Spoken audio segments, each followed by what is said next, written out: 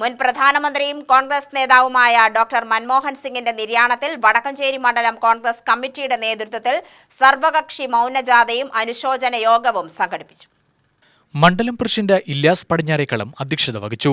DC secretary doctor Arsalan Nizam, block Congress president advocate Dileep, service സഹകരണ bank president റെജിക്ക് Mathew, CPI local committee secretary K Prabhakaran, CPI മണ്ഡലം secretary Suresh, Kerala Congress ജില്ലാ general secretary Thomas John Karuvally, KDP സംസ്ഥാന secretary Suresh Velayudhan, Indian Union Muslim League Abdul Salam, BJP അംഗം Balu, Kerala Congress Joseph വിഭാഗം ബേബി മുല്ലമംഗലം, ജോണി ഡെയിൻ എന്നിവർ പ്രസംഗിച്ചു.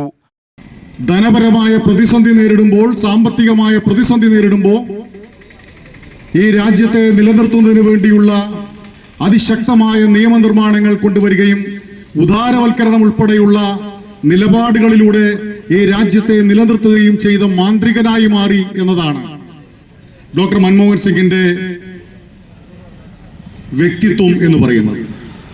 തന്റെ കയ്യിൽ മാന്ത്രിക വടിയില്ല എന്ന് പറഞ്ഞയാൾ ഈ മഹാരാജ്യത്തെ ലോകത്തെ ഏറ്റവും വലിയ ജനാധിപത്യ രാജ്യത്തെ നിലനിർത്തിക്കൊണ്ടുപോകുന്നതിന് വേണ്ടിയുള്ള മാന്ത്രികനായി മാറി എന്നതാണ് ഡോക്ടർ മൻമോഹൻ സിംഗിന്റെ വ്യക്തിത്വം, അല്ലെങ്കിൽ അദ്ദേഹത്തെ കുറിച്ച് പറയാൻ പറ്റുന്ന ഏറ്റവും നല്ല കാര്യം.